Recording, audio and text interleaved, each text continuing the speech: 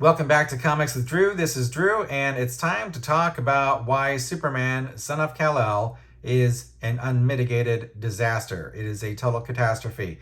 It's one of the worst books I have ever had the misfortune of having read. I've not done any videos on Superman, Son of Kal-El, even though we're on issue number 11 to this point, because quite frankly, I have not known where to start. This is a book that totally violates the idea of what Superman should be on every conceivable level. The way that this character has been written by Tom Taylor is a complete and utter betrayal of the ideals of what Superman is supposed to represent. Now, before I get further into it, this is not a video about why Tom Taylor is a terrible writer, because Tom Taylor is not a terrible writer. Tom Taylor is extremely talented. Tom Taylor actually knows how to write dialogue, and he knows how to write scenes and set scenes up in a way that is very entertaining and fast-moving and quick-witted and frankly very entertaining. The problem is not with Tom Taylor's ability, it's what he's choosing to say. He is choosing basically to turn this comic book with Superman into his personal Twitter diatribe about everything and everyone that disagrees with him politically and socially. And that is awful. So I can't really get into why this book is bad without first talking a little bit about what makes Superman important. Okay, now I understand that this is not Clark Kent, but DC and Tom Taylor are representing this book as a Superman for the 21st century. Now, regardless of whether it's a Superman for the 21st century or it's Clark Kent or whatnot, the very idea that John Kent is a Superman for a new century is disrespectful to the ideals of what makes Superman important. I want to make that clear. Clark Kent, as Superman, is a big deal, and he is the greatest superhero because of the fact that he represents timeless values. I am sorry if this harshes your mellow, but timeless values include the 21st century. They include the 20th century. Superman represents values that we can all agree on, whether you're right, whether you're left, whether you're religious, whether you're an atheist, whether you're male, female, old, young, it doesn't matter. Whatever color you are, whatever creed you are, it does not matter. Superman represents something that we can all match up on that Venn diagram with, okay? That's the whole point of Superman. And when you have someone coming in saying that they're going to make a new Superman, what they're really trying to tell you is they're making a Superman that represents their idea of what the world should be, right? Their specific personal idea. Now, Tom Taylor, being a talented writer, is still incapable of escaping the black hole of his personal political, social opinions on things. And so what winds up happening, as we've seen over the first 11 issues of this book, is that Tom Taylor is writing Tom Taylor dressed as Superman. That's what he's doing. Now, I would be less upset about this if there was actually a regular Superman book going on right now. But right now, the Son of Kal-El book is supposed to be the Superman book. So what DC is trying to say here is that the Superman that Clark Kent is old and busted, and we need the new hotness. Well, the new hotness is an imbecile. Tom Taylor does not understand. I want to choose my words carefully here, because Tom Taylor, while he's talented, does not understand superheroes. And what I mean by that is that Tom Taylor seems to think that superheroes are characters that run around beating people up who disagree with them.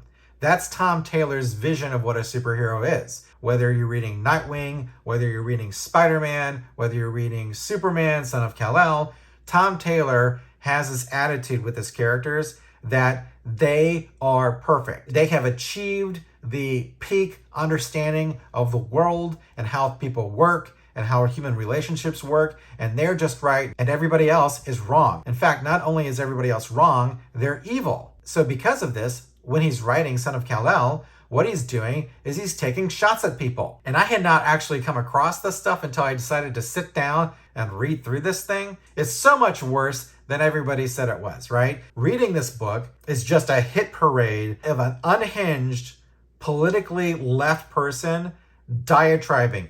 Superman, Son of Kal-El is essentially a polemic against people that don't agree with Tom Taylor. And it's not even like where you're reading the book and someone, says something like, oh, vote blue or something like that. It is all up in your face. Tom Taylor basically is writing a book where he's essentially saying, page 1, you. Page 2, you. Page 3, you. That's what Tom Taylor is doing in every one of these books. And it's not a situation where he has any kind of understanding of nuance. He doesn't understand that people can reasonably arrive at contrary opinions to each other, and we can work together to find a way forward. The first clue that there's a problem with this book is that it leads off with truth, justice, and a better world. Now, I am old enough to remember Truth, Justice, and the American Way. I'm old enough to remember Christopher Reeve as Superman standing in front of an American flag.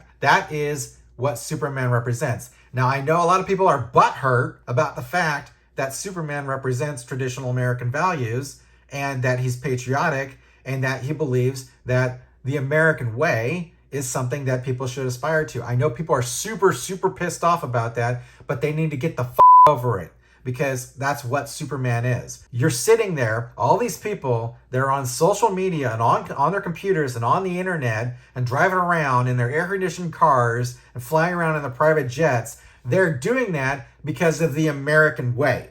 That's what that represents. It represents a way of building a society where everybody is taking the best efforts that they can to make the world a better place for each other. So the way that happens, coincidentally, is that people take their talents and apply them to things that other people find cool and valuable, and then they reward each other monetarily with that. They also raise families that are strong and knit together very well and have excellent support groups for their children.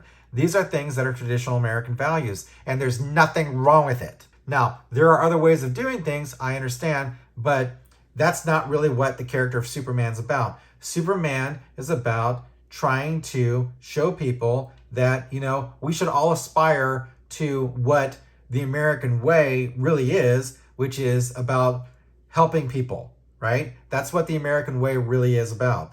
And when you sit there and say, well, we're going to skip out of the American way and go to a better world, what you're saying is that you think that you figured something else out. Now, Tom Taylor may be a talented writer, but he's not John fucking Locke, and he's not John fucking Calvin, and he's not Thomas Jefferson, and he's not John Adams, he's not Mother Teresa, he's not someone who somehow, being a comic book writer or a professional entertainment writer, is somehow enlightened above all these other people that have built the world that you and I and everyone here are living in. He's not got a better idea. I'm sorry to disappoint. That's just simply not the case. So when we have truth, justice, and a better world and a Superman for a 21st century, what basically we have here is someone saying, we're going to do something that we think is better. And the reality is that it's not. So don't come at me, by the way, with this, oh, well, they lost the rights to the American way. I'm not going to entertain that. The motto of Superman is truth, justice, and the American way. And that American way is something that's supposed to be universal. So that was the first clue that this is a problem. Subsequently, reading through these issues, I've hit upon the notion that really what this is Tom Taylor's running around telling everybody how they should live their lives and telling everybody that they're wrong and he's right. And that's the absolute worst thing that you could do with Superman. All right, so I think I've covered what Superman should be, right? So let's talk about what Superman is not and the reason why Superman should not be this way. If you've not read the books, I'm going to give you basically a little bit of a synopsis here, okay? John Kent is basically Superman. He's running around, he's a Kryptonian, he's flying around and he's saving things and he's helping his dad, Clark Kent, do superhero stuff, right? But for whatever reason, Clark has to leave the planet to go off world to do something. I'm not even gonna get into what that is, but he says, while I'm gone, I want you to basically be the new Superman. And you're gonna figure it out, it'll be fine. And John Kent's like, well, why don't you fix all these other problems? Why don't you solve world hunger? Why don't you save all these different people that, basically John Kent acts like a child. So what's this idea of truth, justice, and a better world? Well, what this means really is Superman is now God and smarter than everybody else, even though he's like, what, 16, 17 years old, right? He's an imbecile. But nobody seems to want to tell him that he needs to knock it off and start being responsible. But we don't have any of that. What we have is we have accepting parents and accepting grandparents just saying, hey man, just look at it this way. If you could just, appreciate that John Kent just needs to work his stuff out, that, right? Because this isn't what Superman's supposed to be about. All right? I don't care that this isn't Clark Kent. Superman only works when Superman acts in a way that belies his power. He uses his power for good. Superman doesn't go in here and drop a bunch of refugees onto a park on Metropolis and fly the off, right? He does. Oh, by the way, Tom Taylor does things that don't make sense. Okay, so one of the problems that I have with this particular scene here is we have John Kent, or ostensibly Superman, or as I like to call him, Stupid Man. Stupid Man drops this boat of political refugees into a park, and then what happens? The police show up and start handcuffing them. I am unfamiliar with, I know Tom Taylor's Australian, but I don't know of any kind of American policy where political refugees all get slapped into handcuffs the moment that they show up anywhere, okay? Especially in a situation like this. This is not, by the way, Tom, an illegal border crossing. What this is Superman, your Superman that you have written, has dropped these people onto someplace through no fault of their own. So they're not going to get thrown in handcuffs, you dumbass. That's not what's going to happen. But Tom Taylor wants you to think that this is what would happen because Tom Taylor thinks America is full of racist, xenophobic monsters. That's what Tom Taylor's opinion of America is, right? So Superman, who's supposed to represent the ideals of America, decides that he's going to go down there and basically drop people in the country illegally, okay? Technically, they are illegally being dropped here, but they don't get treated like this. And so what John decides to do is that when, for whatever reason, these guys are throwing these people in handcuffs, he decides that he's going to tell them, no, you're not allowed to do that. Well, who the fuck is John Kent to tell them what they can do or not? John Kent is not God. John Kent is play acting like Superman. And Superman, by the way, for that matter, is also not God. And Superman is smart enough to understand that and wise enough to understand that. So that's my big problem with this. But the reason why John Kent's even doing all this stuff is because he saw some kind of stupid social media video where some imbecile acting like Antifa or something is saying, oh, there are people out there that need help and we need to do something about this. And so John, being a dumbass, just flies out there and does whatever these guys say needs to happen. Another situation I want to talk about is this school shooting scene that goes on where John is going to college, right? Or he's going to high school, I'm not quite sure. And he shows up and we have this panel of this guy loading rounds. The actual bullets have thoughts and prayers carved into them, right? And what Taylor's doing is he's mocking people who are expressing religious opinions. They are expressing heartfelt religious opinions. And these are not people who are assholes like Tom Taylor. These are people who are saying, my thoughts are with someone, my prayers are with someone. And the reason Tom Taylor doesn't like that is because these people don't agree with Tom Taylor that the solution to issues like violence in schools is to ban firearms everywhere, all right? Now, you may feel that way, and that's fine that you may feel that way, but you can make the argument without basically pissing all over everybody else, right? I could say that Tom Taylor is a dumbass who doesn't understand human nature, and I could make a comic book where all the atheists want to murder people, right? That's what I could do. But you know what? That would make me like Tom Taylor, make me someone who is incapable of understanding that other people have legitimate reasons for believing the way that they believe. I know it's difficult for a lot of people out there to understand this, but there are people who come by their opinions honestly, and they're not evil, and they're not stupid either, on both sides of the aisle. Tom Taylor doesn't seem to understand that. So not only does he have this idiot putting these bullets with thoughts and prayers in them, he starts off his attack here saying that it's too soon to politicize this. There's a problem, and I'm going to get into politics just a little bit. I don't really want to do it, but I'm going to have to do it because Tom Taylor's talking about this. A lot of what happens on Twitter, which, by the way, Tom, is not the real world, but what happens on Twitter oftentimes is that some kind of violent act happens, And you have people politically using that to try to score political points and try to get their preferred policies through. They're saying, oh, this thing happened, so therefore now we have to do this, right? And what the problem with that attitude is that it's assuming or accusing the people that oppose you of having unprincipled positions on things. Things like the Second Amendment, things like firearms, people have principled positions. And what that means is that regardless of what happens, their principles are the same. So it doesn't matter if everything goes wrong that you don't like or something happens one way or another.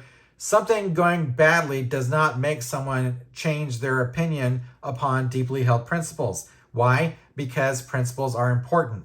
Tom Taylor likes to assume, like a lot of people do, that this new thing that just happened, this new tragedy that just happened, should make everybody change their mind. And if they don't, they're evil monsters. And they're idiots for not wanting to take the necessary, per Tom Taylor's perspective, prescriptions for solving gun violence in schools. So this kind of thing is fine in a lot of different comic books. It's not fine in a comic book about Superman. If you're going to write about a topic like this, if you're going to write about gun violence, you need to present things in such a way that it respectfully looks at people's opinions on all aspects of the spectrum. Because I know this is difficult, but believe it or not, everybody has potential opinions about things that are well reasoned. And you are not, Tom, the smartest person on the planet. The world did not start spinning the day that Tom Taylor decided to crack a book about history. And that's my problem with the way Tom Taylor writes Superman, Son of Kal-El. Now, it is a cliche that with great power comes great responsibility, and we hear it all the time in Spider-Man. But John Kent could really stand to listen to some of that right now. To list just a few of the examples in this book where John is all about the power and not about the responsibility. We have a situation where we have the military trying to find out what person is causing a forest fire, and they can't seem to stop it, so they fire a missile. And so John decides that he's going to blow up the missile. Why? Because John knows best, right?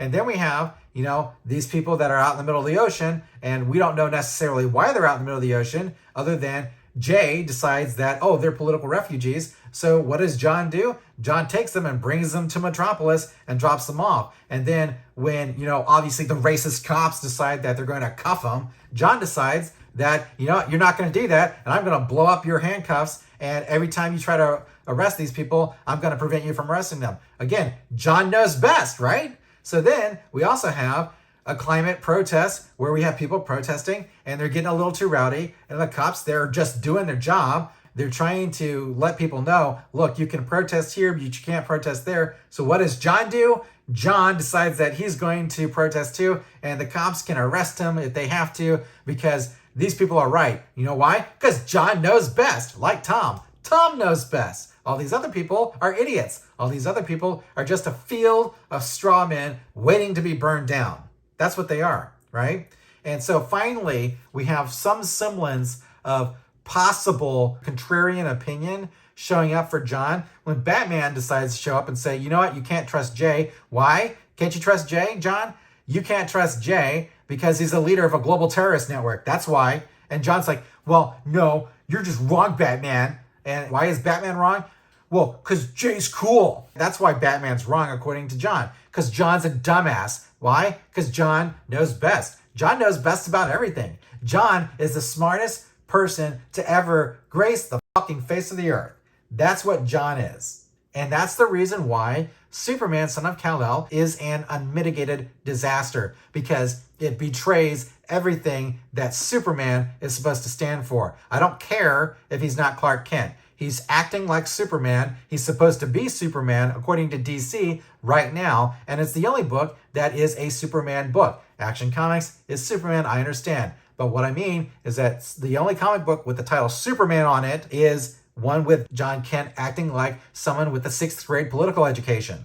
John Kent acting like a total useful idiot who is blinded by this pink-haired, super cool hipster who is social media guerrilla reporting all the evils in the world. And John swallows that hook, line, and sinker and doesn't think critically. And it's awful. It is cringe-inducing because what Tom is doing over the course of all of this stuff, he's changing the nature of the character, he's changing what the character stands for, he's changing what the character is supposed to stand for, and he's turning it into Tom Taylor's story time about Tom Taylor's political views and Tom Taylor's social views. And it's disgusting. I don't know where this is going to go. Hopefully it's going to go to cancellation, but I'm not going to continue doing review videos on this because I don't really have anything else to say. As far as I'm concerned, this is a dead end. This comic book doesn't really exist in this dojo, in my opinion. Tom Taylor does not understand Superman, and if he does understand Superman, he's even worse than I anticipated. Tom Taylor is talented at writing, and unfortunately, he's used his talents for writing to shit all over an American icon. Thanks for watching Comics with Drew. I'll catch you next time.